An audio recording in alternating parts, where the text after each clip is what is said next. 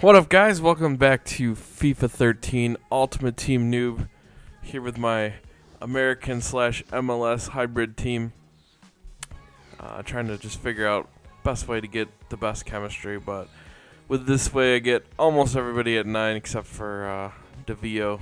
He's at a 7 there. I had Altidore in, which gave Altidore a 9, but then it gave Henry a 7, and I'd rather have Henry a 9 chemistry just because he's such a beast. So this was one of my first games with this lineup.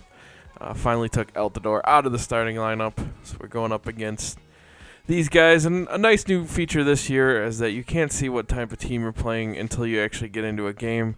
So it eliminates a lot of the times where people would just quit out if they saw your team was decent. So I might have quit out after seeing this guy's team. What an amazing squad this guy's got. Freaking amazing squad.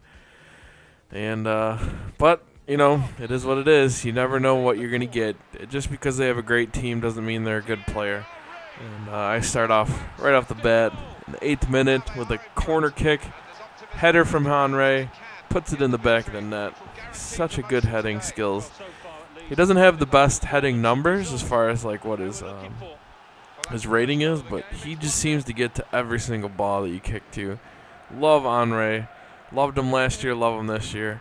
But to be honest with you guys, I haven't played Ultimate Team a whole lot this year.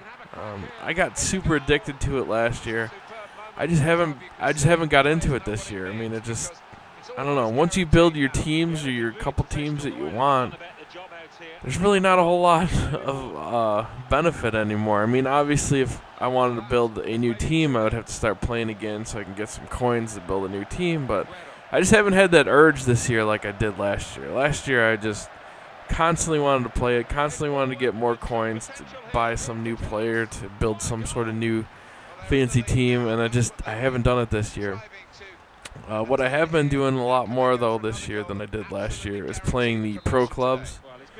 So that's basically where you create a guy and you play games where you're just that one guy and you try to earn, or you basically try to do stuff in the game like complete passes and shots and headers and defending, and you get skill points based on your performance in the game. So there's no real coins or experience points that you get that you earn to unlock new stuff. It's basically doing stuff in game, and it will give you new traits to make your guy better. So I kind of really like that. Plus it's all online, so you can't play the guy offline. Last year they had it offline and online. You'd use the same character, but there was ways that you could take the save file off of your Xbox or PlayStation, put it into some little text editor, and all of a sudden your guy is 99 overall. So they've changed that this year now where it's all stored online. So there's no cheating, hopefully. I'm sure there's ways around that, but I haven't seen anybody all 99s yet. But the Pro Clubs is very fun, so I'm definitely enjoying doing that. But like I said, Ultimate Team, every once in a while I'll throw it in and play a couple games. But for the most part, I don't know. It's not much different than last year. I mean, obviously they've added seasons, which is kind of cool. Basically, how seasons work is you start in a Division 5, let's say, and then all the new players are in Division 5, and you have to win a certain amount of games. Like a win gives you, I think, 3 points. A draw gives you 1 point, and then a loss you get 0 points. And you have to earn a certain amount of points in a number of weeks to get moved up to the next division. So I kind of like that. The higher divisions you go, the harder it gets, obviously, because those guys have all put in that time to win those games to get to the next division. So I kind of like that aspect, but they took out like just the normal, just like, all right, I want to jump in and play a match. They've gotten rid of that, which kind of is stupid. So now it's all basically relied on seasons, and they have like offline seasons and online seasons.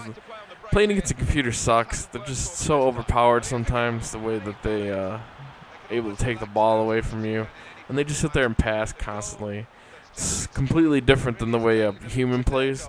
So if you think you're going to get into the game and just play computers and finally figure out how to play the game and get better at it, it really doesn't work that way, unfortunately, just because the computer plays so much differently than human players play. But it is what it is.